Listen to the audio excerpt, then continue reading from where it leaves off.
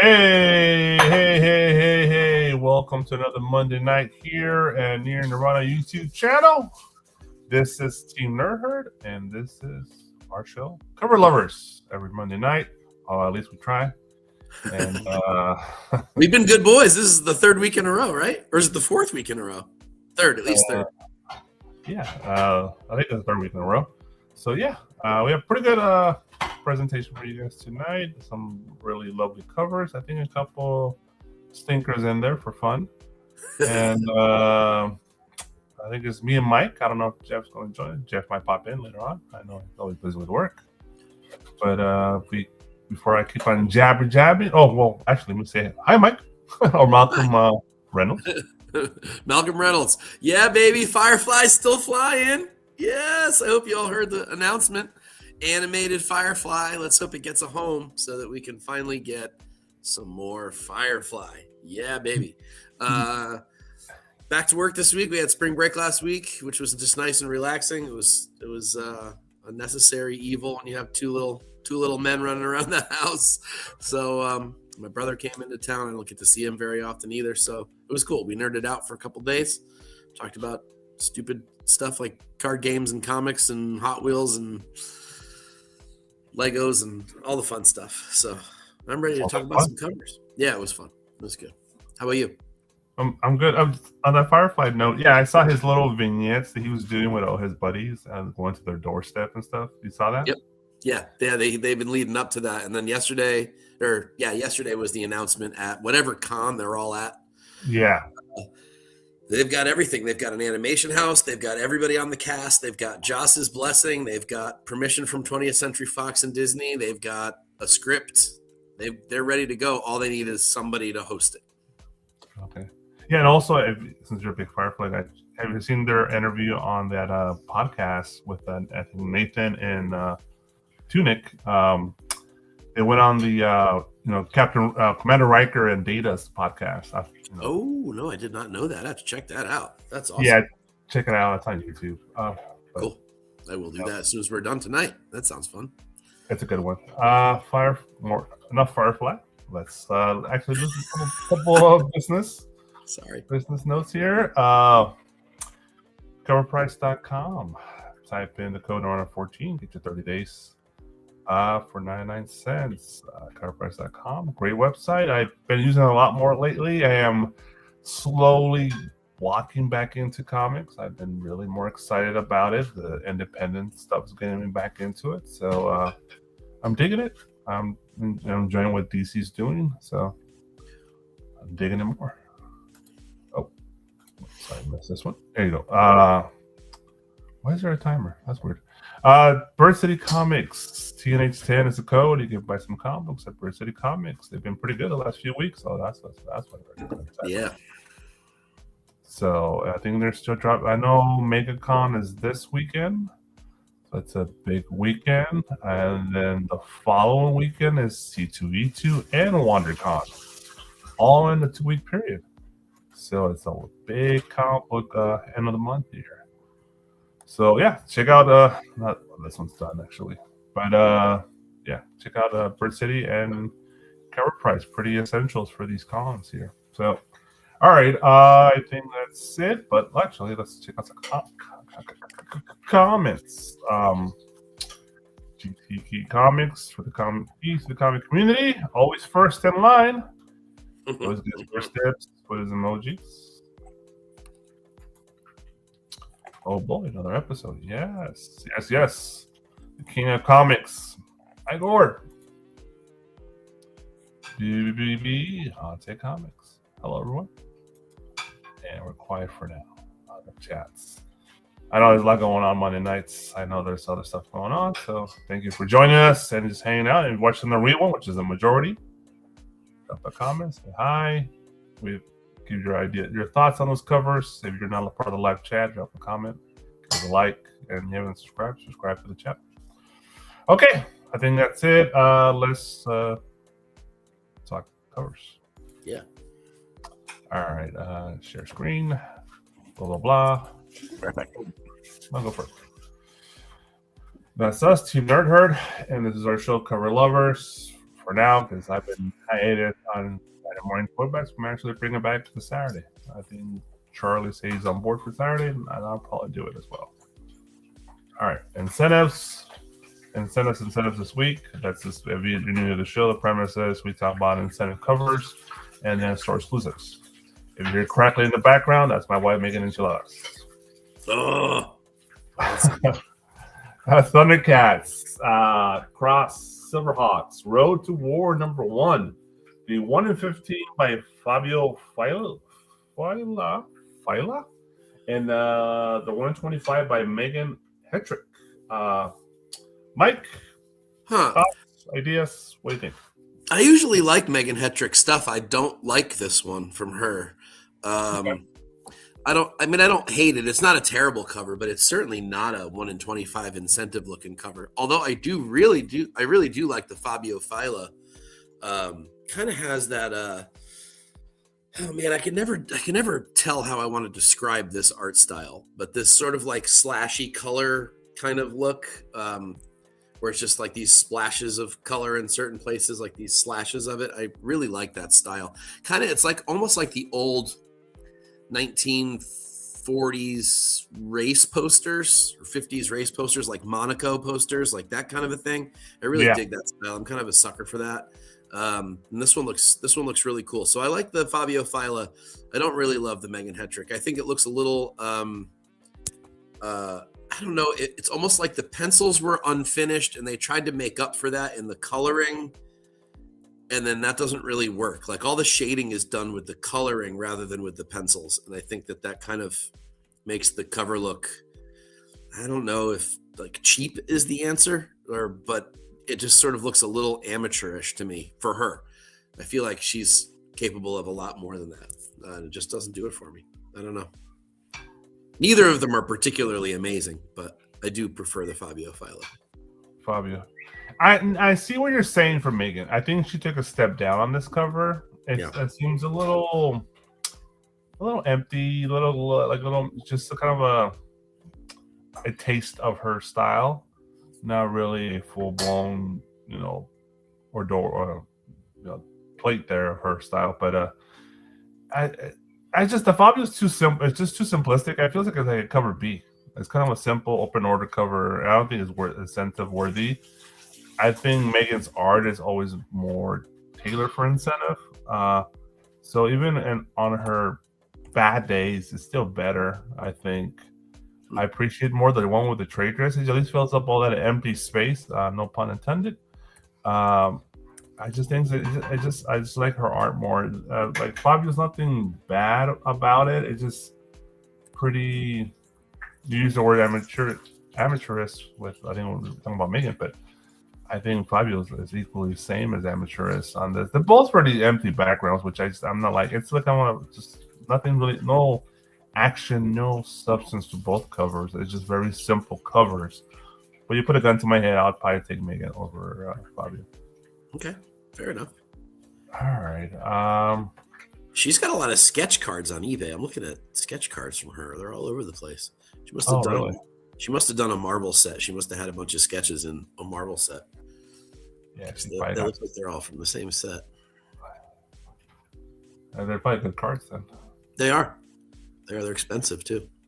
Sketch cards are really expensive. Those are basically case hits, or I think they're case hits. She doesn't really have any expensive variants though. I'm looking for her. I was trying to see if I could find what I thought was like a great cover from her. And there's some good ones, but none of them seem to go for very much of anything. Maybe she just hasn't found that comic book, brand that has really carried her art forward to the next level. Or that magic sauce of like a really rare variant with a really cool cover concept, like where it all just sort of gels and becomes like and get her going, right? I haven't got to that point yet. Yeah. She's still on the peripherals of stardom for an artist. All right, let's move on. I think these are a little better from the same artist. We got the 1 in 25 by Jarrell Perel and the 1 in 100 by Jarrell Perel. It's a Jarrell Perel smorgasbord. Mike? I very much prefer the cover on the 1 in 100. I I'm never, I said this last week for a similar cover. I'm never really one for the smash all the characters that you possibly can on a cover. It always just looks a little too busy, or you have to do something like he's done here, which is clearly to kind of draw Magic in almost a different style so that she'll stand out from the rest of the cover. Especially when you have a character like Juggernaut in the background taking up so much freaking space. He almost becomes a background rather than a character. So I just think there's a little bit too much going on here. And as a result, a few too many styles. It doesn't all look like Perel. Whereas the 1/100 with just Cap and Red Skull on there is really, really cool and dramatic. I love the way he did the fire, sort of like the explosion coming at Cap, and the really cool sort of like flame reflections off the shield look great. I think he got all the perspectives right. I mean, I think the shadow work is great. I think he did a great job of making Cap stand out against a pretty bright background, which probably was pretty hard to do.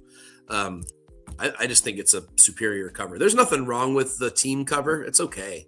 But I really, really like the Ultimates one better than the X-Men one. All right, you're Yang and I'm Yang today because I like the 1/25 more because I am a big Capcom fighting game fan, and this gives me Street Fighter versus Capcom vibes all over it. And just the way that's usually how they design their posters. Yeah, it's overcrowded, it's too many characters to look at, but that's the vibe. That's what they shoot for. I wish it wasn't a white background. I wish it would have filled it in with some color there, but but it has a purple hue, so that immediately gets me in. I prefer that, but the 1/100 is great too. I agree with everything you said about the 1/100. It's a great cover. I love the reds, the oranges, just all the mixture of those that color tone contrasting with the blues in front of it. It's like almost very interesting. The red. I designed the red skull on this cover. I guess I'm assuming it's just the Ultimate's design, but it looks really good on his particular art. But I'm just a bigger fan of the other one. It gives me fighting game style. I'm not saying it's better art. It just, for my sensibilities, I prefer that. But it's the same artist, so you can't really fail. Pick your own. No, they're both good. Yeah. So I agree with BBB too. The Magic section is the best part of this. I'm a sucker for Magic as well. And Psylocke, to be fair. So I mean, there's a lot of good things going on in this cover, but it's hard to focus on any one single one of them. None of them are bad, though. That's for sure. I mean, he's very talented. So, yeah. So, it's a win. It's a win. Yeah, I think either way, it's a win. Is the 1/100? Does that not exist as a regular cover? That's only that way. I'm guessing it is. There's trade dress on it. I don't know. I really don't know. I think it's if it isn't, if it's just straight 1/100. Success for Marvel, because they're notorious for taking cover A and making it a 1/100. And if it's an original art for the 1/100 and it's actually good art and it's like people are searching this art, it's great for this book because it actually going to give it value for future hunts, right, for folks out there. So yeah, I'm looking it up right now, but I think it's only on that. Yeah, I think that's if it is, it's even better. Makes it even a better cover. If it's original art for the 1/100. Yeah, just that one. Yep. It's it is available. $81 on Midtown. Yeah, it's Ultimates. It's Ultimates 22. I wonder what they're doing on 1/1. Is this the last issue of the Ultimates, possibly? Maybe. I know Spider-Man is ending. They're on 25 coming up here soon, so that's the last issue. Maybe this is the last issue for Ultimates as well. So might be. Yeah. So that's probably why there's a 1/100. Otherwise, it's crazy if it's not the last issue. And the X-Men is $13.50, also available on Midtown. Okay, pretty cheap covers. Yep. All right, this is my vibe as well. Mega Man Cross or X #2. I already got #1, and this is the 1/5 for IDW. But the #1 actually went nuclear. It was selling for like $30 to $35 for 1/5. That's pretty crazy. This is from Jeffrey Cruz. This is just a continuation of that theme. This is just a different character on the cover. I already got this on my pull, and I already got issue 3s. Same thing on my pull as well. So I just love Super Nintendo covers. I just can't have enough of it. It's my favorite gaming system of all time. I just have so many fun memories of Super Nintendo, and Mega Man is included in those memories. And the art's solid. It's just your traditional Mega Man art on a cover of a box, and it hits in the soft spot. So I love it, Mike. Yeah, I do too. I think it looks great. I think it's the right kind of vibe for this title. I mean, it works great. The homage is absolutely obvious. There's no question about it. It's executed really, really well. I'm having a tough time because I'm trying to turn my head to make it. I know. Goddamn, Alonso, you couldn't turn it sideways. Seriously, it's driving me crazy. But I think it looks fantastic. I think it's. I mean, I love the original cover too. It's hard to hate that. But I mean, yeah. I mean, I think it's really, really solid. It has all the pieces it needs. I've said this about Trish's early video game homage covers, that she just had a knack for making sure that it read instantly like the thing it was supposed to be. You didn't have to question it. You didn't have to look it up. You knew right away what it was. And I think this one does the same thing equally. It gives you all the feels, all the nostalgia, everything you could want. I see this doing really well. And at 1 in 5, it shouldn't be too expensive, I wouldn't think. No, so like I said, the issue 1 did the same thing, and it went for $30 to $35 for a 1 in 5. Let's see if that's available right now. This it might be. I don't know. It might be sold out. People are pretty popular for issue 1. I don't know how 2 is doing. There's a couple of other really cool covers, by the way. Yeah, I like the kind of a blueprint vibe on the first one on the cover A's. Yeah. And the B's are really good too. It's very cartoonish, and that's what you want from Mega Man. So, yeah, this one's sold out. Yeah, because number 1. So I pre-ordered all the 1 in 5s going forward for this. Man, it was $9 though. No, I'm telling you, this is eBay easily $25 to $30. Oh, absolutely. There's yeah, the number 1, they were selling the number 1 for $6.30 when it was up. That's obviously long gone. But wow, those are cool. Damn, I wish I hadn't missed those. I would have liked both of them. Yeah, there's a 3 coming out. Also, issue 3 is going to have also Super Nintendo cover. You can still FOC ends tonight on that. So if you're interested. All right, this is cool. Yeah. All right, let's go. I think that one's a sure buy if you find it anywhere near cover price. Oh, 100%. Vampirella Armageddon number 9, the 1 in 15 by Francisco Martina. And I gotta go talk to a dog here. This is cool. I mean, I think I like the concept a lot. I'm torn here because Matina is one of those guys that he clearly uses a lot of fuzz and blur to hide some of the digital nature of his art, and as a result, things get kind of washed out, which happens on this cover. I really like the concept, though. I wish it were crisper. Like, I wish there was less sort of, like, he clearly used the motion of the bats to blur out some of the sins of the art, and he's been doing that for years, and it really drives me nuts. But I think it reads very clearly as Vampy's skeleton. That's really cool and creepy and an interesting concept. I feel like maybe we've seen it one other time, like somebody else has done this once. Maybe I'm making that up, but I think you're right. That was a long time ago, I believe. Oops, sorry. Go ahead. No, I'm sorry. You're probably breaking up. No, I think you're right. I think but it happened a while back, I believe. Yeah, it did. I remember it being like maybe 5-ish years ago or something like that. Maybe when we first started the show. I don't know how long we've been doing this for. But yeah. I would have liked it to have been a little bit crisper and a little less blurred out. I think I would have enjoyed it a lot more. But the concept's cool. These things are never worth anything. So if you really like it, this should be basically a cover price pickup. I can't imagine having to pay more than $6 or $7 for it. Okay. Yeah, for sure. I think you pretty much put a button on that. I think it's a cool cover because it's not TNA for Vampirella. That's pretty rare. True. So it's totally different from our usual because Vampy's a classic character, and there's reasons why people love her, but like at least it's a twist on her typical covers, and I get the blur, but he's trying to convey that emotion feeling, like there's action in the room, which I appreciate because we just saw some covers where there is no action; it's just a red, like a really blank background. So yeah, I like this. There's a story being told here. Mattina is infamous for stuff he's done in the past, so that's for sure. Hopefully he's turned the page, but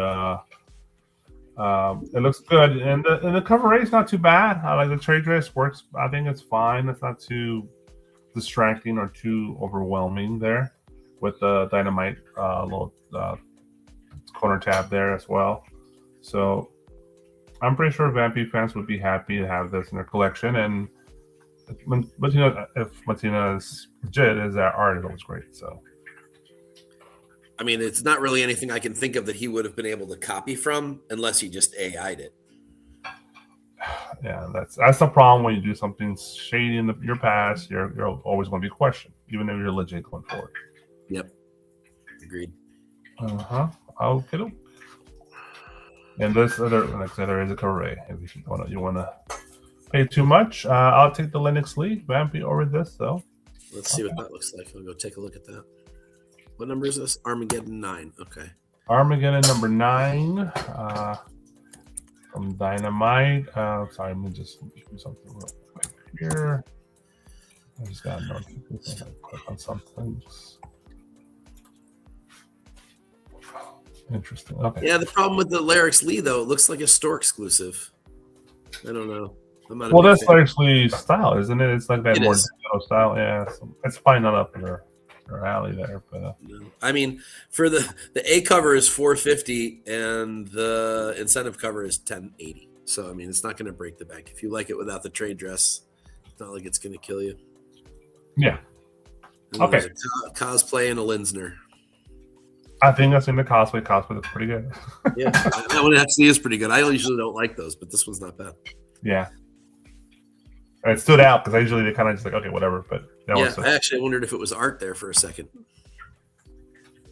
You know what I mean? Obviously, photography is art, but you know what I mean. Like I wondered if it was drawn. Yeah, they put some effort into that one. Yeah, that's good. All right. Tournament number 9, the 1 in 20 by Yannick Paquette, and I just saw this one today. I'm like, I must have missed it when I was going through Midtown the last. I went through the new books for this week and FOC and all that. And I must have missed it because I really, really like the rawness, the roughness on this. I love the notes, everything about it. Just gives it that very raw vibe to it, and of course the art of the pencil work here on the caricature and the trade dress is immaculate. I think it's well done. It's like not seeing the regular one, this where she's a kind of a orange redhead kind of vibe. It's almost feels like she's like a platinum blonde or Marilyn Monroe type on the cover here, but yeah. And of course the creepiness of her reflection on the mirror just takes it to another level, right? It matches the book. But it's just funny how the little note just puts a bow on it and it gives you that little extra, seasoning for it, and I like it. Yannick Paquette. I don't think I don't remember his name too well, but it looks great. I love it. 1 in 20. Also, obviously there is a color version open order. Mike. Yeah, so I don't usually like black and white things in general, but this is a completely different vibe. It blows the color one away in my opinion. First of all, the colorization washes all this great inking and all this great pencil work out completely. Too much orange. It's too like, I don't know. It doesn't work. But all the detail comes out at you in the black and white. And what I really love about it is they left all the edge notes. So like if you've ever gotten, I don't know what they're called, but they're like these really big, they're thin usually, but they're the big, like, I don't know, what do they call them? Like the archive editions. Yeah, I know you're talking about. They'll come out in in separate books. They're really expensive. I think Fantagraphics puts them out. There's a bunch of them for the original Marvel Star Wars. There's DC does them as well and stuff like that. Yeah. Yeah. Yes, exactly. And this is why people buy that, so that they can see the art like this before it got colorized, since, we're talking about 4-color back then. And a lot of times, much like this one, the color almost kind of ruined the art. I think the color kind of does ruin the art on this one. This is far better as a raw pencils and inks. And I love this sort of archive feeling to this. It's a great piece of art, really cool concept, very pre-code horror, which obviously is the point, and just executed fantastic. I remember Yannick Paquette. It's been a long time since I've seen a cover from him, but I am putting this in my cart right now. I like this one a lot. I don't do that very often. 1080 on Midtown right now. I think that's a steal for this. This is really cool.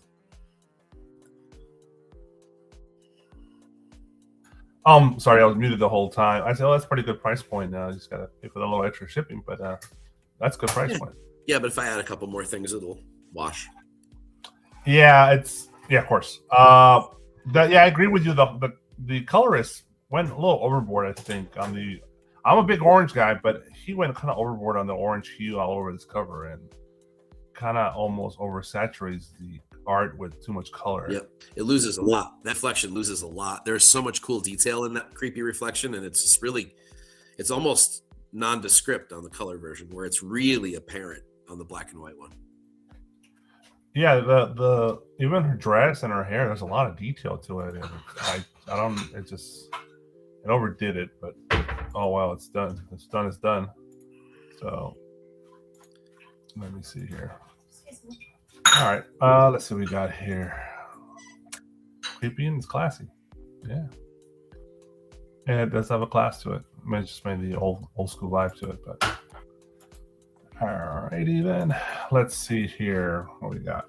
Next up, Exquisite Corpses number 11, the 1 in 25 by Isaac Goodhart.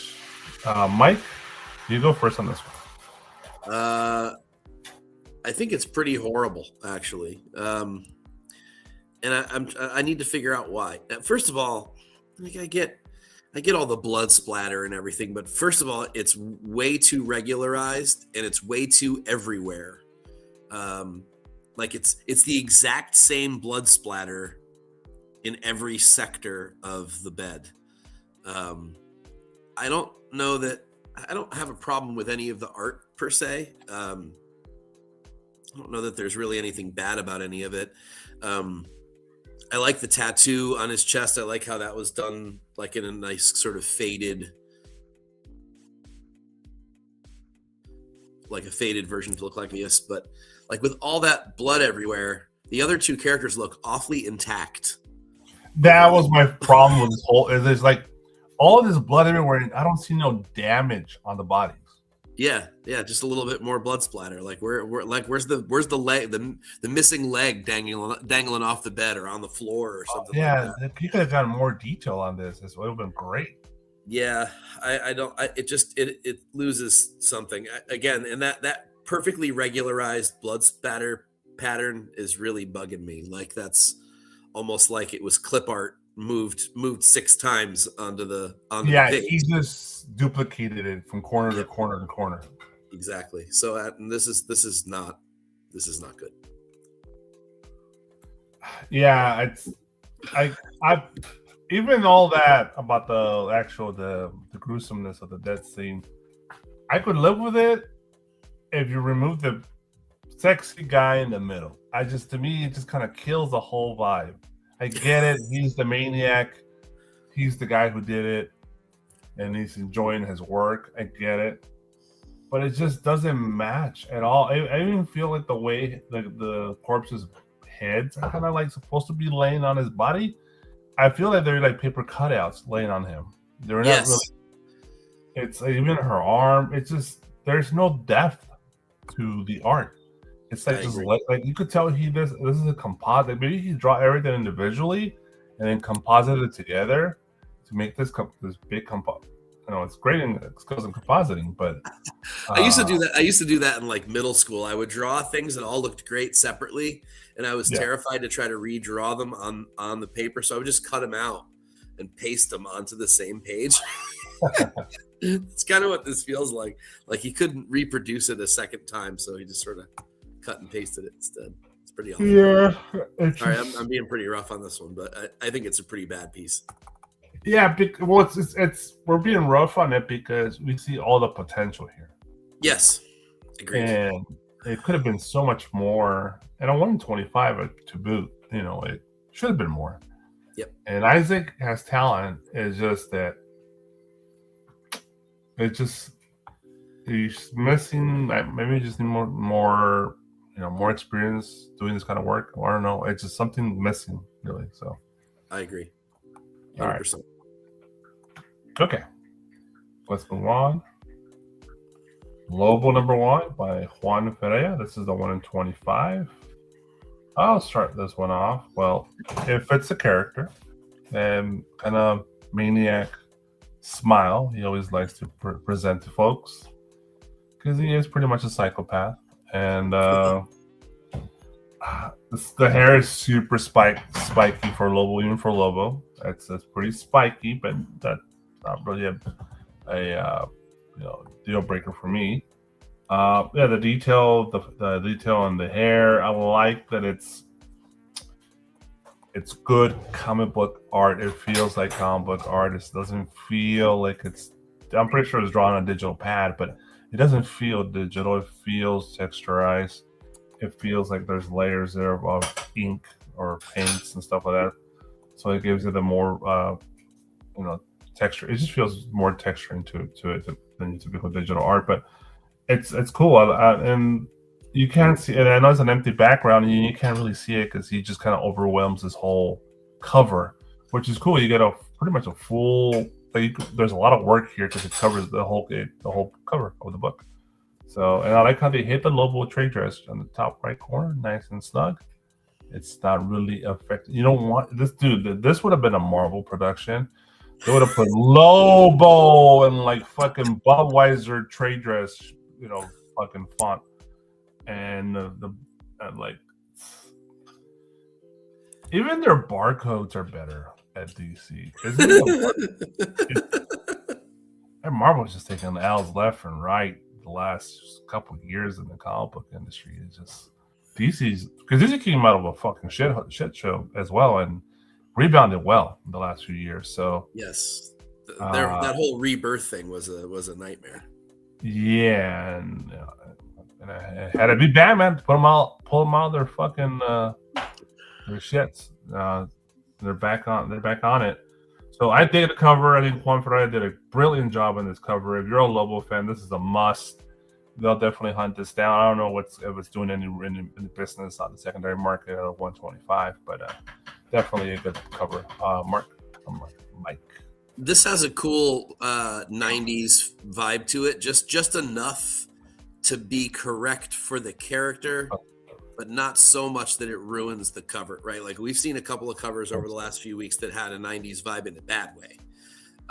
Whereas this one has that 90s vibe in a really good way. I think it's got a lot of great detail. It's not anything terribly special, but it is only a 1 in 25. I agree. Just well-placed layout on the DC logo and the Lobo logo. Even the all in. Yeah. Yeah, even the all in. The whole thing just kind of has a good vibe to it. I like that the background matches his eyes. It's a good solid cover with a lot of good detail executed well. It's not going to be the most memorable cover in the world, but I do like that it has just enough of that 90s style to it to fit the character and the book's origins. I think it's a good one. I probably won't buy it, but it's cool. It's a decent cover. And yeah, it is kind of punk. It is kind of punk. That's true. Yeah, Real Fake Comics definitely got a little punk vibe, which Lobo has. I mean, metal sort of Motorhead kind of. Yeah, Motorhead. I was going to buy. I was about to say Motorhead. He has that Lemmy vibe to him. He does, definitely. Yeah, that's Lemmy. He had fucking superpowers for sure. Mm-hmm. Yeah, mix Lemmy with Alice Cooper, and you get Lobo. There you go. It's like we having a Jack and Coke for breakfast, like Lemmy did every morning. Yes, right, exactly. I wish I would have gone to the Rainbow when he lived there, and I just walk in and see him in the morning. That's what I did every morning, Jack and Coke at the Rainbow. Yep.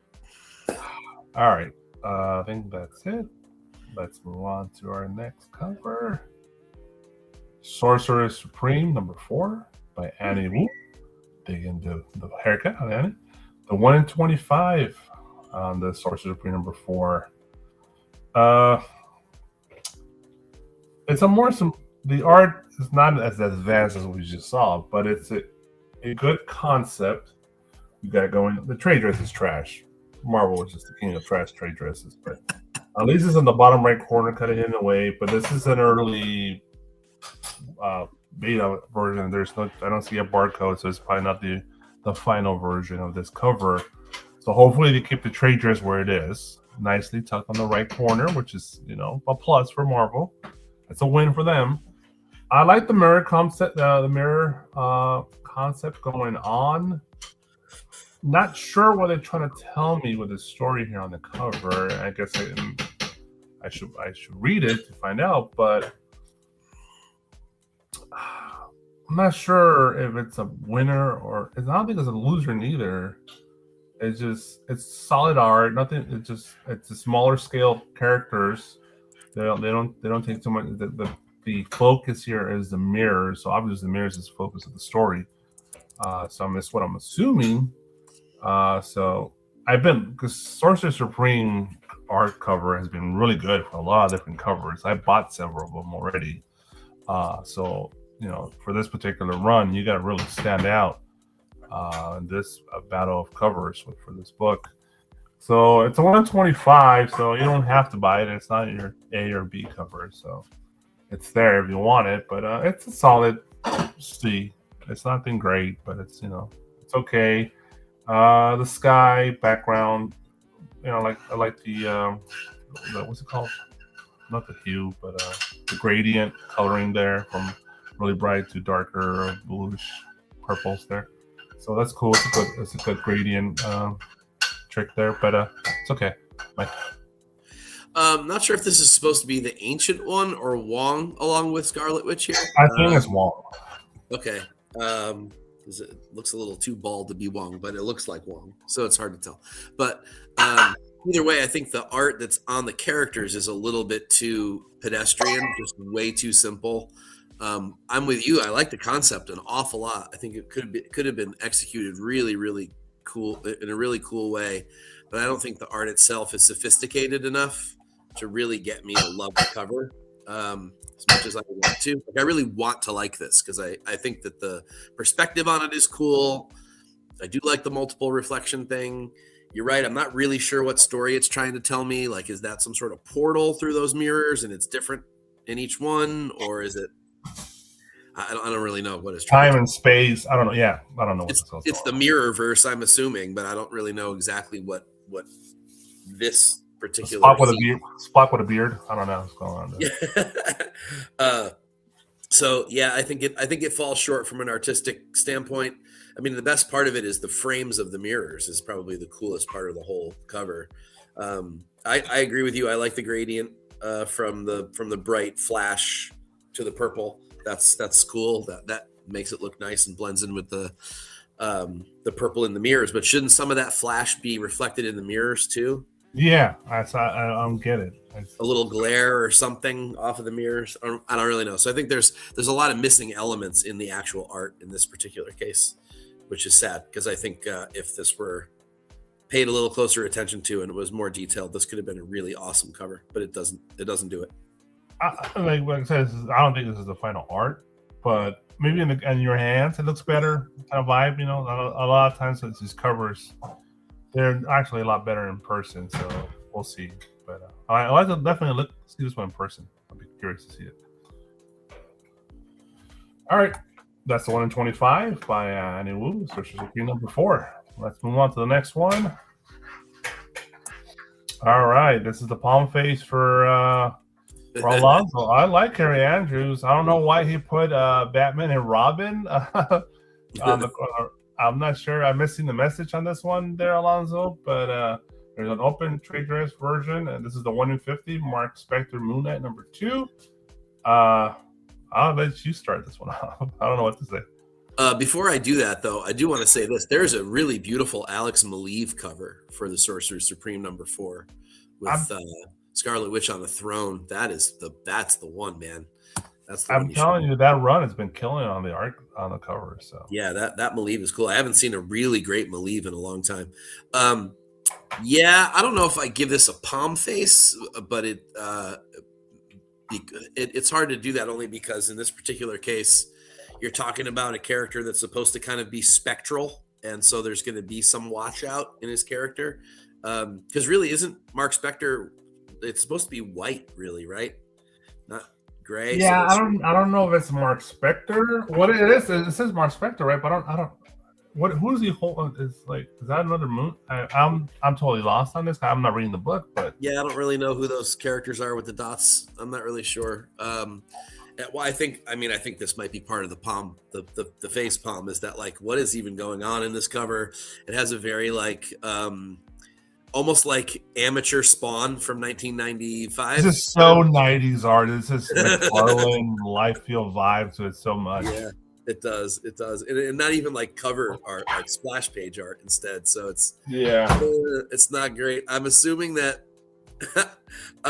that's why he put like the Batman and Robin stuff up there, because it just this style just doesn't age well. It just Youngblood, yeah, much like that movie hasn't aged well. I mean, that movie wasn't good to begin with, but it certainly wasn't any better years later. Arnold's part aged pretty well, I think. That's true. But honestly, I mean, this is a cover at best all day. It's certainly not incentive especially not 1 in 50. I mean, I don't know. It's got too much of that 90. So we talked about the good 90s vibe on the Lobo cover. This is the bad 90s vibe. This is the one where we all kind of were like, ooh. This is the one we actually lived. Yeah. We went to the comic store and actually paid money for books that looked like this on purpose. And we're all really embarrassed about it all these years later. So I'd be hard pressed to go into a comic book store in 2026 and buy a cover that looked like this. So this is a big fat no. This is almost a little embarrassing. I hate to say it like that, but it's a little embarrassing. Plus, I don't know what the hell's going on the cover either. That doesn't help. It's Carrie Andrews too, who's fucking fantastic. Like I love his Spider-Man. Some of the best covers of the last decade or two have been Carrie's covers. This is not among them. I don't know what's going on here, but yeah, he definitely wrote this one in. Yeah, what'd you do with my Carrie? This ain't my Carrie. This is not Carrie Andrews. I'm not gonna add much to it. Yeah, the cover it just blows. It blows. Yeah, especially for him. Like I'm being hard on it because it's Carrie Andrews. Like this should be. Even if it wasn't Carrie Andrews, I'd be questioning this cover. It's just like I don't know. It's even shocking coming from him. So. Yeah. This is a hard pass. Yeah. I'd take the bullet. If I had a gun to my head, I'd take the bullet. I would even say this is one of the few rare occasions with the Marvel trade dress that actually improves the cover. It does. I almost said that. I almost said it. Why the fuck is it off center though? Why would they put the Marvel logo? I don't know, dude. That's fucking just. That's definitely not. I think. It probably is going to be the final way to do it, but technically that's not the final art because there's obviously missing the barcode. They're going to have that barcode on the cover too, by the way. Where's they going to put that barcode? It's going to take out the art. It's going to take out one of the heads. Yeah, it's got to be over the top of one of the heads. Yeah. Yikes all around. This one's just a yikes. Yeah. Zoinks, Shaggy. What was that? Zoinks. Well, zoinks. Yeah, this is a hard pass. Yep, 100%. Okay, let's pass. All right, you got Ashley Witter. Ashley Witter. Wow, I haven't seen an Ashley Witter cover in ages. 1 in 50. This is Planet She-Hulk. She has her own planet now. Number 5. There is the trade dress version, and that trade dress is a disaster immediately. But let's just ignore that and talk about the Virgin. It's good art. It's really good art. her legs look a little skinny, but I think she should be more bottom heavy than top heavy. But it's just me. I like that she drew her. She feels tall on this one. Doesn't feel short or stocky. She feels slender and tall, and the hair is glorious. Very luscious hair there. Very well drawn. Luscious. What a great word. It is, though. You're right. Yeah, it's just beautiful hair she has. The face very modelish for the She-Hulk, which sometimes she's not drawn very modelish. She's like very defined, fine features on the She-Hulk. Yeah, muscular face. Mm-hmm. Yep. Yeah, a little more rounder on the face, a little more jaw. But this is a little more sensitive on the face. Big sword. The armor's great. Everything's great. I just, like I said, the only imperfection really I see the legs. I think they should have been more bottom heavy. But in the background, it's cool. It's Coliseum. That's what we want. I love the is it sundown or sunset or sunrise light in the background there. So I like it. I think it's a good cover. The 1 in 50 that's rough though. That's a steep price. You probably get this on a discount because I don't see Planet She-Hulk doing big business. Marvel's been trying to push this character forever, and it just doesn't catch on really, to be honest. Yep. But Mike. So my big problem with it is that her head is way too fucking small, and she tried to make up for that with lots of hair. There's another artist that does this all the time. I can't remember her name. She's the one who draws all the women that look like her. The fuck is that? Can't remember who that is. But the heads are always too small, and in this case, the head's way too small. Especially if she's going to make the top of the body that big, and then the boobs that big. She has to enlarge the head a little bit. I don't think she got the proportions right on the head here. It's really bothering me a lot because it's clear that she then tried to make the hair huge to draw. It's luscious. Yeah, it is luscious. That's a great word, but the attempt was to draw my attention away from tiny head. Beetlejuice head style here, but yeah, it's almost there. Not that bad, but that's almost there. No, it needs to be about 10% bigger though, at least, to be in proportion with that upper body. But the rest of the cover I really like, which is too bad. So Frison's heads are fine. No, it's although you're right, Frison is the one who constantly draws women. There's several girls that always draw themselves on their covers. This is what the heck is? It'll come to me before the show is over, but I just can't remember it now. She was the one who did all the covers that were shit. I can't even think. I can't think of it now. I'll get it. It'll come to me, and then I'll show you. I'll bring up an example. But there was one artist that I always criticized. She hasn't been around for a while. Brunette. I would say she's like 30-ish, the artist.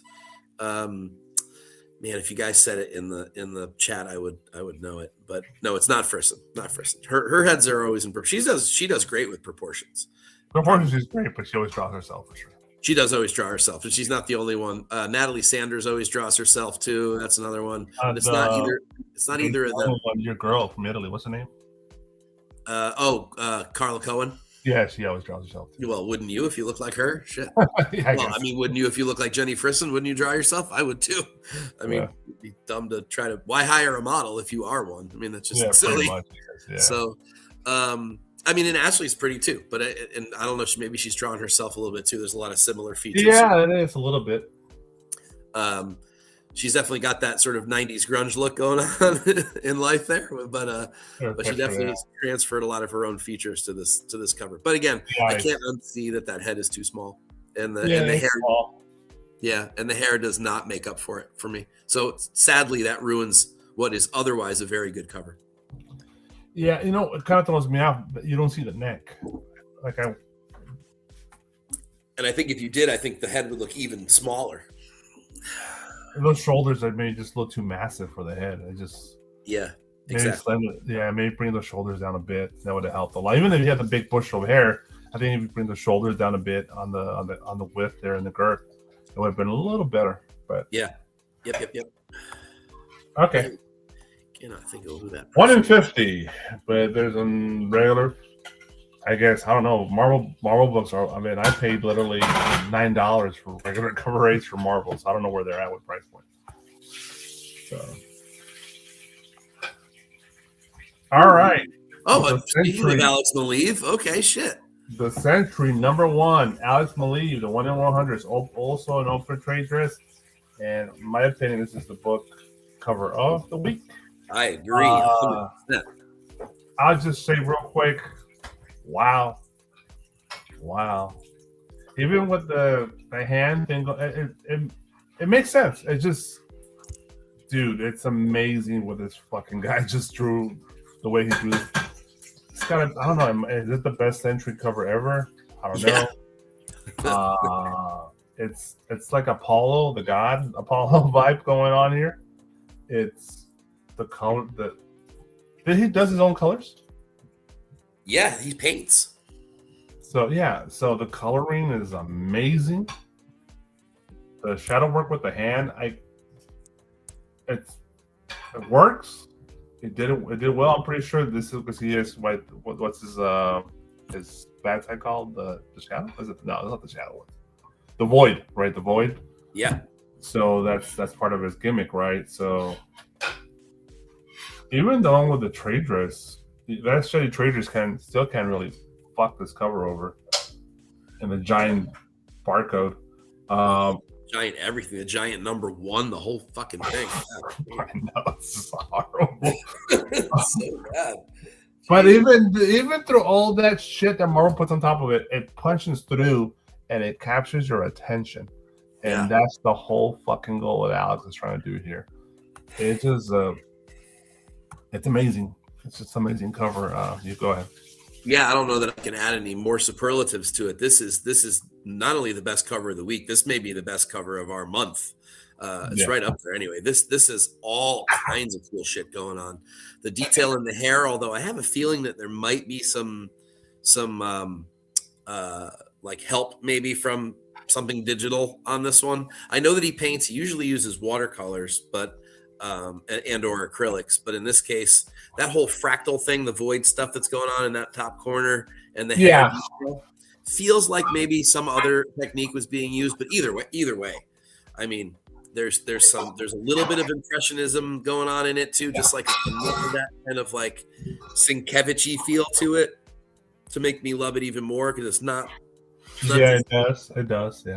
Yeah, and then the idea that like through his hand you'd be able to see the detail in his eye, but with the hand away, it's just the glowing orb. I mean, geez, it's almost like Sienkiewicz and Alex Ross had a baby. Yeah, perfect. Exactly. And this is what came out. Yeah, yeah, right, exactly. Which is absolutely beautiful. I mean, there is not a single misstep anywhere on this cover. It's a great representation of this character. Like you said, maybe even the best representation ever of this character. This I mean, I would never pay 1 in 100 prices for any Century cover, regardless of what it was. The character is just not that important to me, but man, it is really good. As a Maleev fan, I feel like you have to have this. And then to think about the fact that he also has that Sorcerer Supreme cover coming this week, which is also a fucking banger on top of it. I mean, this is the Alex Maleev show this week. Nice job, Alex. Well done. It's been a while since I've seen a cover from you, and man, did you come back with a vengeance. I would love to see the original. Oh my God, me too. Boy, would I love to see the original. I wonder if check his Instagram, see if he's got anything about it. It's got to be out for sale somewhere. Let's see if there's any like production, some process stuff on here. I'd love it if there were. It'd be really cool. Yeah. So, come on, Igor. Where are you? This is when we need you. I know you're being fucking quiet. That's on, Igor. You're our research assistant when it comes to this shit. All right. He's busy. He's buying books. Let's see what we got here. Is he showing any process stuff for this cover? My God, everything on this thing is just incredible. Everything on this page is so awesome. Man, I don't even see it on here. It's like he hasn't even posted it. It's just a fucking Tuesday to him. So. There's a lot of Daredevil and Elektra shit on here. Oh, there he is. There's Igor. Yeah, I see. No, yeah, you're right. It's just like a regular Tuesday for him. No, I don't see any I don't see hide nor hair of this image anywhere on his Instagram. Most of what he's showing on his Instagram are commissions by the look of it, not covers. Damn, well, how much he charges? Shit. Yeah, I'm sure a lot, and he should. You should. No, I don't see any indication of this cover anywhere on his Instagram. That's too bad. He published a cool Turtles piece. Oh, really? On the 9th. That's his last post. Is that one? He'll probably release this sometime during comic book day, or maybe tomorrow. We'll see. Yeah. Okay. Great job, Alex. Great job, Alex. Beautiful cover. Well done, sir. The other half of this connecting cover from Lee Bermejo. Here's Amazing Spider-Man 24, the 1 in 100. It's also an open order cover. Same as last before. It's just the other connecting half. Where's the other half? So here it is. It's Bermejo art. You see all the wrinkles in their outfits. That's his specialty. It's great coloring. It's great. It just sucks for him. He came right after that Alex cover, so it's like, oh. Yeah, there's no winning. Yeah, there's no winning this week, Lee. Look, this is a great cover, but it's like, oh, okay, that's cool. So the Bermejo cover, that's what I got, Mike. I didn't love the Venom side from last week, but I do like this Carnage side far better. I'm not really sure what it is about it. Maybe it's the reds. I don't really know. I think he didn't quite nail the Venom part. The whole top half of Venom looked too bulky, and the legs kind of looked a little too skinny, or the foreshortening was done wrong. Whereas I think he got it right on the Carnage side here. All the detail in that background, and I'm not quite sure all those perspectives are right, but they seem to be. Spidey looks cool. Definitely Lee's take on Spidey. I love that you can see the tread on the bottom of his boots and little shit like that. That's Bermejo's trademarks. That kind of level of detail is really cool. And this is painted as well, which is again pretty incredible. So I like this side better than the other side. Would never go anywhere near paying 1 in 100 prices for it, but it looks like you don't have to. It looks like there's an A and B version with trade dress. Mm-hmm. Clearly using like Courier New as the typeface, which is at least it's translucent and it doesn't really get too in the way, That's true. So I'd have no problem. I'm glad, I guess, in this case that they're offering, because it's a connecting cover and you'd have to buy two. I'm actually kind of glad that they're offering it as trade dress versions. That's kind of nice of them. But this is a much better. This side is a much better piece than the other side, in my opinion. Yeah. All right, let's just move on to the next cover. Cool cover. Yep. Okay. That's it for incentives this week on our show. Thank you, Alonso, for the incentives. Let's move on to your store exclusive. I think there's a few in here. We got birthday comic. You saw the mighty and powerful Trish Plasma. She showed me this the other day. She showed me this before they released it. Yeah, and I bought it. I got this. I fucking love it. I really love this cover. I love it a lot. Borg #1, the 4th print, the exclusive for Bird City Comics. Go ahead, Mike.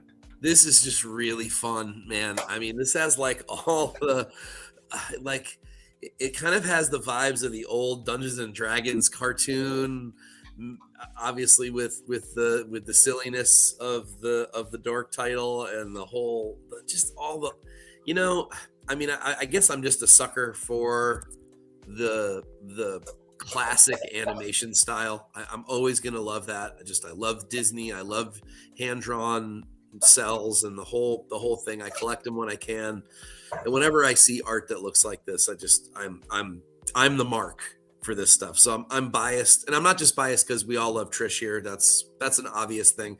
We've trashed a couple of her covers in the past, so we're not always Team Trish when it comes to every cover. But man, this is one of her top 10 covers in my opinion. I really, really love it. I want to get myself a copy of it. It's just really fun, really cool. I don't have a whole lot else to say. She just nails the animation style. She knows what she's doing. this is a rare art these days. People just don't do this stuff anymore, and I love that she's keeping it alive. Well, and you left out the biggest part. It's an homaging Magic the Gathering card. So yes, well, yeah, I'm sorry. Yes. I'm sorry. That's literally what the whole thing is, an homage. Because she did a Dork #1, the third print, and that was a homaging the Black Box Nintendo cover. Right. So now she's doing the Magic the Gathering, and she's kind of one of the masters of the homage, Trish now. So this, as soon as I saw it, I'm like, I DM her like, "Damn you, Trish! I have to buy this fucking cover now." So, so yeah, it's like it's brilliant. It's exactly what you want for this book. Dork is a runaway hit. It's an indie love right now with this book. Half dwarf, half orc, all dork. I love it. Yeah. So, what we got here? So cool. Comments. I must have missed that episode. Okay. She does great work. Can't remember when my trash got. We've done it. But I think my little pony cover here and there. Oh yeah, there was also one that she did for. Yo. I think there was a Darkwing Duck cover that I thought was just like beneath her. It was a long time ago. It's probably 2 years ago now. And I think she even said to me, like, "You're gonna hate this. You're not gonna like this cover." She sent it to me on Instagram. I'm like, "Yeah, you're right. This is not your best work." So I have no problem criticizing it but I mean, it's rare when I do that. Like and again, I am the mark for her style, which is partially why we become good friends, is because I love what she does. And so I talk to her a lot about it and her process and all that kind of thing. And so that's where that stems from. And it's because I like her art so much that we originally started to talk. So obviously we all know in this chat and on this show what a great person she is as well. That's very helpful. But that's not ever taken into consideration when I look at her art.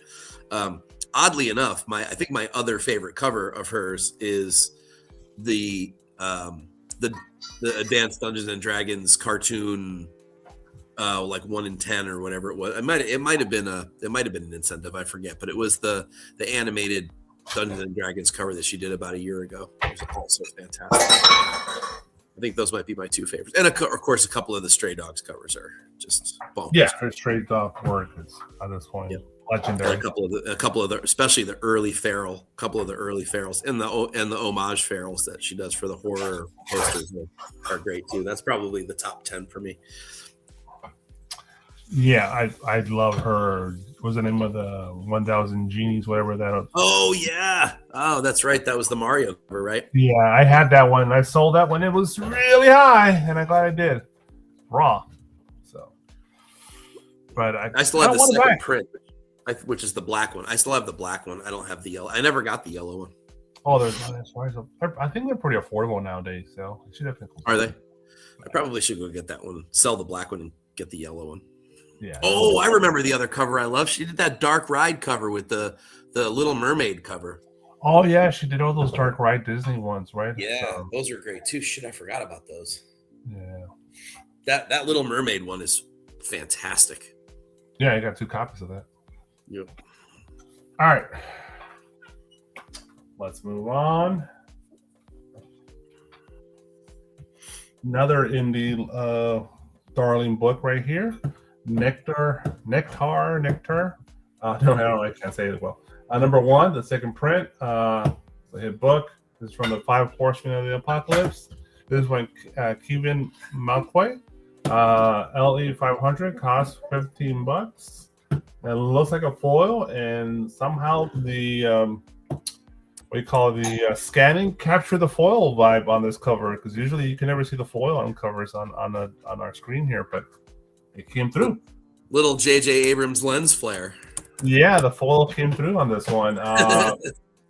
Well, it's a creepy fucking book, and that's the whole point. The whole blood-sucking butterflies thing going on.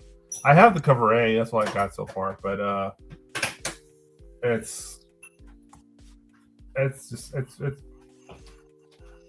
and just in general, the way he drew the female is good. It's solid.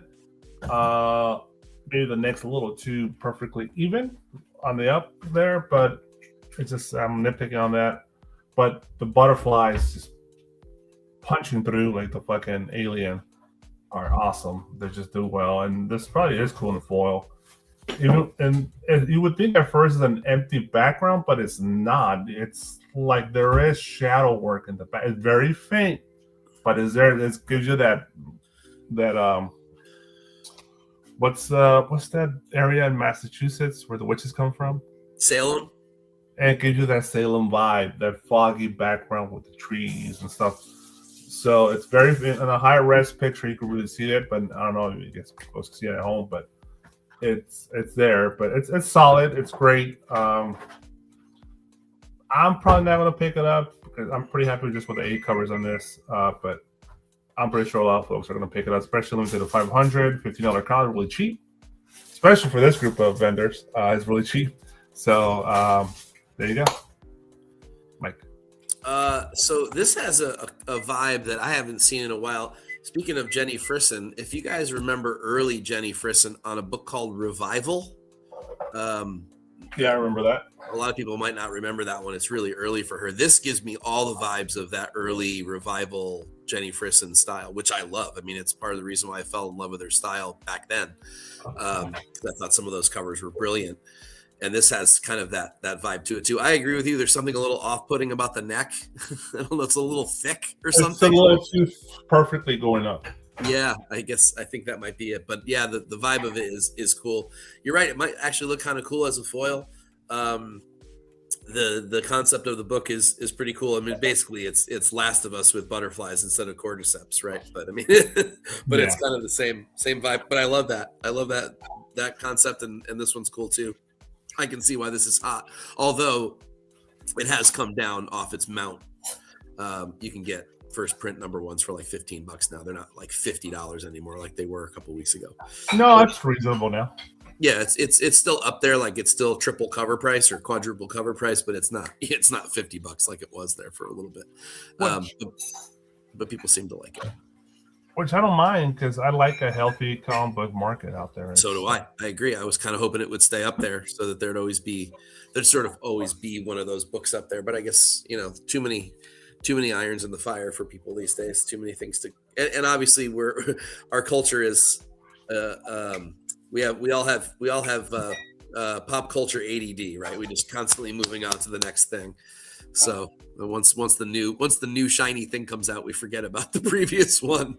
It seems like always another train coming. Yeah. And I'm just as much of a culprit. So I have the same problem. But I like this. It's cool. This is a good cover. And honestly, $15 is a really cheap price for a limited edition of 500 anything from anybody. I think so. I like. Is that correct? I kind of question the price point, but yeah. If it's that cheap, man, I mean that's pretty awesome, especially for a book that's this hot. I assume that would be an instant sellout if it's not already sold out. I could check. What is this? Let's see. Where do I want to go? It might not be foil. It might be that little lens flare might be part of the art for all we know. That would actually be cool. I kind of like it. Yeah. Comic. Let's see. Let's try them. Oops. Let's see the Comic Mint. Let's see if it's still available, and we'll see if it's actually $15. I'm kind of curious. Let's see. Nectar. Quick research, folks. Thank you for your patience. Yep, it is $14.95. Is it foil or non-foil? Absolutely is. Let's see. Is it foil or not foil? Yes, so they're not showing that same weird flare. So there's obviously a couple versions of it. Yeah, there's both. Yeah, Zappit says fit foil as well. The Virgin foil is sold out. That was $75. No. Oh. Sorry. No. That was a CGC 9.8. I take that. Oh, 9.8. Okay. I apologize. Whoa. No, wait. Trade dress for the set trade and Virgin foil set is $40. Okay. So technically, there is a trade. So 25 for the foil, 15 for the trade dress. But you have to. There's no way to get the foil without getting the trade dress. So trade dress by itself, $15. Trade Virgin foil set $40, and it is still available as a set. Okay. So, yep. There you go. actually really like the trade dress. I have no problem with the trade dress version, but that's that still available. Still available, folks, for a very limited book. So if you're interested, check out any of these retailers. Yeah, with a low print run like that. Although I don't know how many shops are doing variants of this book overall, so who knows? It might be. But it's still none of them are going to high numbers. They're all low print like those. So in the end, it might be like 3,000 covers. Yeah, I mean, I don't really know if this is the only one for this issue or what. I mean, it's a second print. There was a regular second print coming, which I think was just basically a reprint of the #1 cover art with all the butterflies on it. I don't really know. It's a good one. Yeah. Anyway. All right. Oh, there you go. More Nectar. Nectar #1. I'm thinking like it's like a dinosaur. #1 second print from 616. This is Gottail. Taking it in a whole different direction, but it still communicating the same idea. Butterflies through the chest. Butterflies in the sky. 3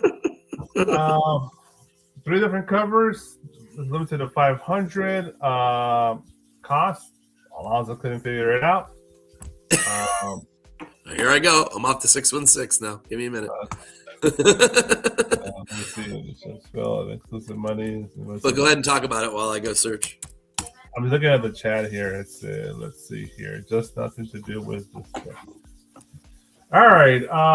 Well, it's a TNA book, but it's a horror book. So I don't know much about the innards. So I don't know this particular little girl here, or little about her, but this woman.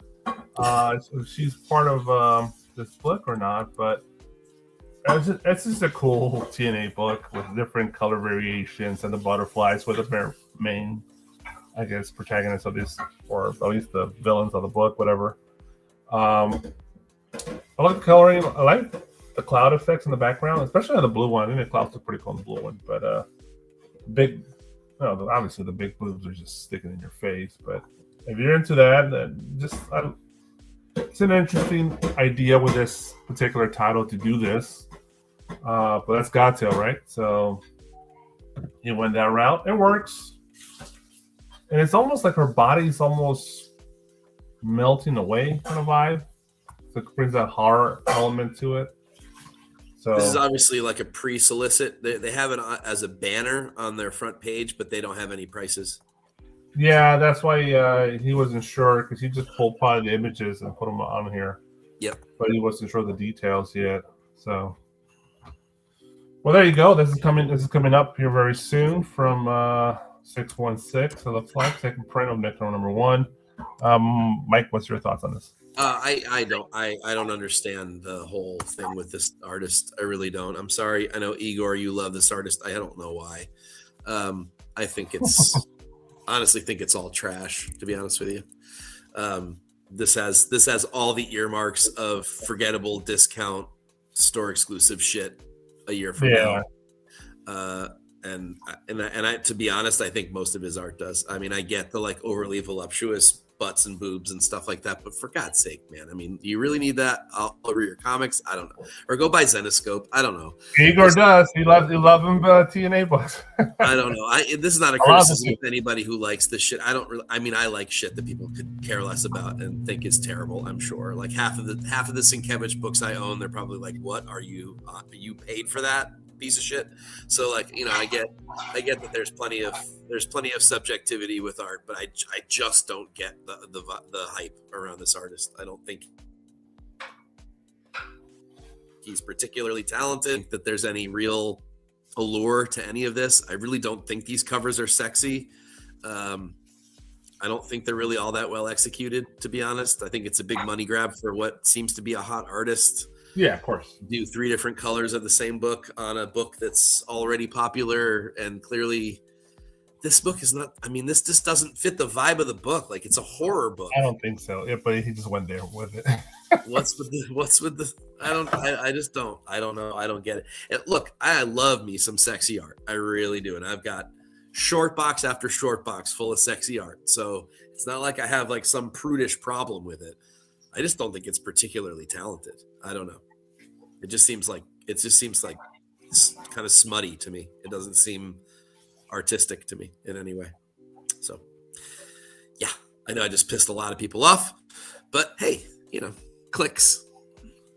Click that like button, folks. Whatever. I'm not a style. Some people like that style. Some don't. There you go. Yeah. And I like plenty of that style. I like plenty of other artists who do that style, but this is not. He's not among them. Yeah, Gun Honey's really a little better. It's a lot better than this, typically. Yes, agreed. Yeah, this would have been the right thing for a Gun Honey book. I don't know. Yeah, just the book that picked to do this doesn't really fit too well, I think. But. Right. Agreed. All right. Enough of that.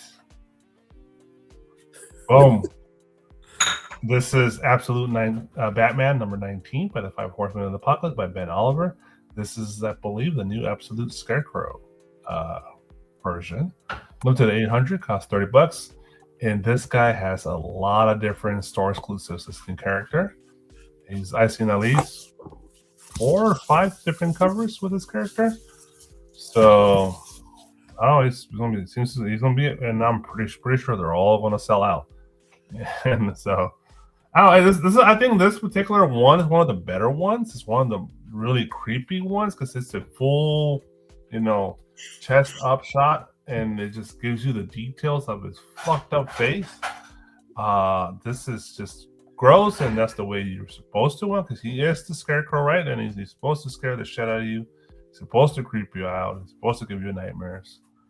And this is the Absolute world, so they're probably gonna take it to 11 on this character. So it fits the mark, and Ben Oliver's artistic style comes through with this character here. The trade just doesn't really do any damage to the art itself. I think it works fine with it, and I like it in general. I think it's solid art from Ben. Yep, I do too. I've always liked Ben's work. He's done some really cool Batman adjacent things over the years, and some of those are. I featured him on cover tunes all the time. I thought he was really, really talented. I think this is right up there with some of his better work. It's super creepy. It really captures this look of this character really well, with some really off-putting details. Glow in the dark. Oh my god, it's just gross and awesome. Yeah, I think we all know there's no way there's 800 copies of this, so that's a lie. There are 3,000 copies of this, ladies and gentlemen. I'll say it every single fucking time. There are 3,000 copies of this. They can put whatever fucking number they want on their website. There are 3,000 copies of this. $30 is insanely high for a book that there are 3,000 copies of. But otherwise, as far as just the art goes, it is really, really good. Oliver's really talented. He's perfect for these books. He does a really, really great job with them. And this is right up there with one of his better ones. This would be a great poster. Ooh, Coraline. Yeah, X Abbott. Wow. Classic. Fucking Coraline. Creepy as shit. I love that fucking movie and that book. I actually I know Neil Gaiman's name is Mud these days. I get it. But I actually saw him do a reading of Coraline at a little kids bookstore a children's bookstore in New York City, and listen to him read it was Sarah's bringing this up. I thought DC brought this up. They're allowing retailers to do 1,000 copies nowadays. I thought I heard that. I'm not sure if that's true or not, but I thought I heard that as well. They let them do that for a secondary virgin cover. So if you're doing it would be 3,000 trade dress, 1,000 virgin cover, and then you can do as many other covers as you want at 1,000 if you want to. Yeah, I know that, Ralph. I thought I heard something else too. Like they have the ability to do just in general. Oh, maybe X Abbott just said now they're just charging more per book. Maybe that's true. That would be a very new thing. So what are they doing? They're burning 200 copies of it, or maybe 200 copies are. If they're being honest here, then that might mean they're earmarking 200 copies for grading, and then 800 raws. Maybe that I would buy that then. If that's a new thing for DC, That seems plausible, but with this particular group of the Five Horsemen, sometimes suddenly there's Black Friday sales, and they're selling a couple of new cases. Yeah, vault finds or whatever, warehouse finds. Oh, we found another 500 copies of this book. Yeah. So, buyer beware. It might, number might be true, but you might be right. I should look into that. I'm a little off. I'm out of the whole ordering thing. And most of the guys I know that do this stuff and that I talk to still work with the indies, and the indies will allow pretty small print runs. Like I think, like Archie allows as low as 200 or 250, and or places less. or less, like Vault and some of those places will allow for 500 copies or less. So. But DC and Marvel 1,000, but maybe they finally changed. Maybe they figured it out. And I think Marvel's still the same, but I think DC might have been able to change it a little, at least bring it down a little bit. Could be. I think it would be a smart move on their part. They'd get a hell of a lot more retailers to do it. Well, it seems like recent activities, right? Marvel with the L's and DC with the wins. So yep. We know how many there were. Yeah, maybe to kind of go with the whole live sale. You're right. Like to go with the whole eBay live and whatnot and all that kind of stuff. They might be latching onto that model a little bit because they're just not seeing their characters on those streams. They're seeing all these, books like Nectar and like Dan Parent Archie covers and stuff, which I love, but it's a very small market. Okay. And I think that might have been the last one. Nope, one more. All right, more Batman Absolute here, or Absolute Batman 19616 is from Fabrizio de Tomaso, limited to 1,000, a couple hundred more than the last one. Cost, we don't know. This is a set of 4, so there is a traditional trade dress with blue background, and there's a foil with a red background, and a blue dress with no trade dress, and a white with foil. I don't see the reason, but whatever. That's I think the last one was better. Overall, in general, the art, but this is also creepy as fuck because the character in general is creepy as fuck. But I don't think I'll be happy with just cover the first cover and that's it, and not be on my way home. So art wise, of course, nicely well drawn. The suit, the bird, the crow on his shoulder to represent he has the scarecrow. That works great. The facial features, the buttons, all that. The trade dress is nicely tucked on the back. Unfortunately, on the way in the back there, so it's cool. I don't really need the versions on this one. Personally, perfectly happy with the regular trade dress version, and the art all perfectly done, or at least for Fabrizio's style. Colors look good, Mike. Yeah, I mean, I think the trade dress blue one looks the best of all of them. Or the blue version Virgin. I don't think the red or the white really works quite as well. The white almost looks unfinished. The red washes out too much of the art. I think the blue, I don't think I'd even want the set in this case. I'm assuming this set would be like, what, 80-ish? Which is crazy. I mean, at the least 60? I don't know why you'd want to pay that. I agree. I think the previous cover is a better bet anyway. I like the art though. I think it's a great piece. I really do. It's a really cool, creepy cover. Again, it captures the character in a really, really awesome way, almost in a fun way, creepy fun, which is sort of a weird thing to say. Kind of the way Joker's been done over the years, like dark but sort of funny at the same time. And I think that kind of gets captured here nicely. But yeah, I see no reason for this whole set. I think just the regular ones, just the blue ones are the better ones. 100 for the set. Holy shit. That's insane. Think about the great books you could buy for $100, folks. Is this really what you want to spend $100 on? I don't know.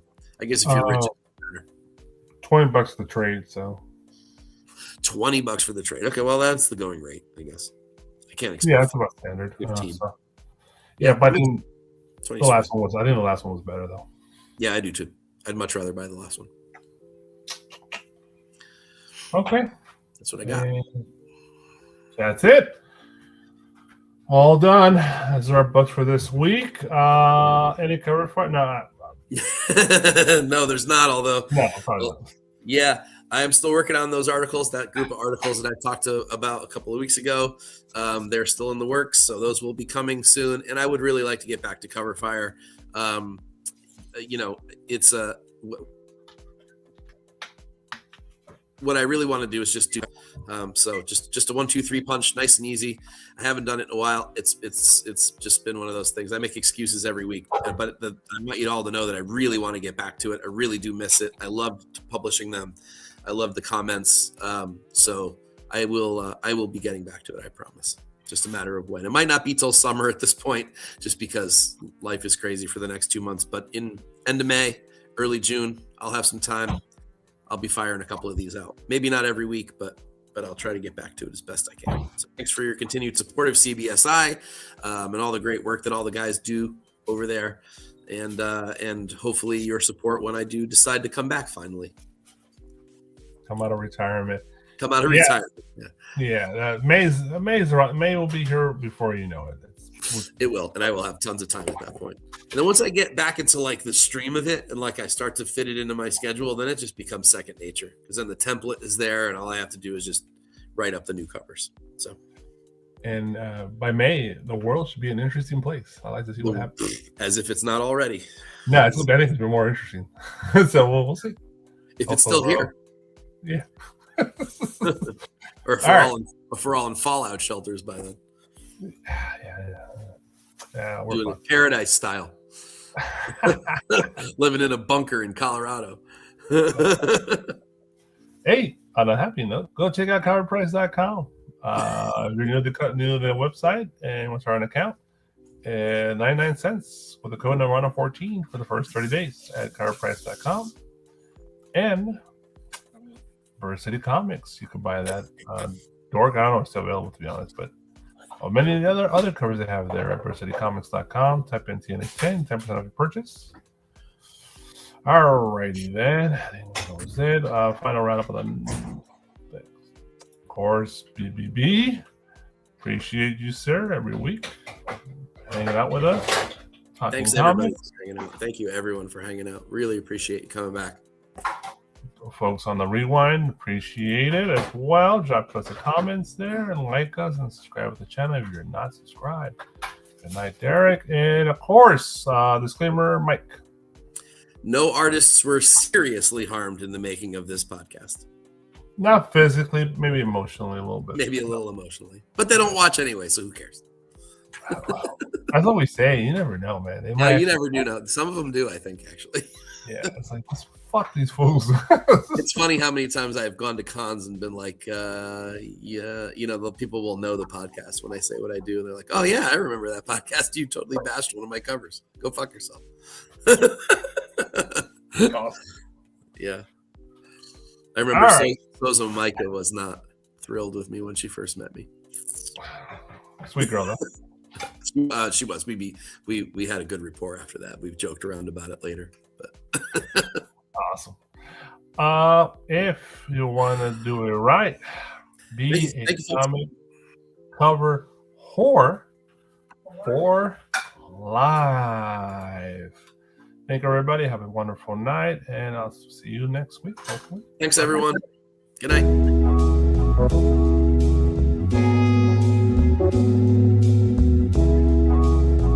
night.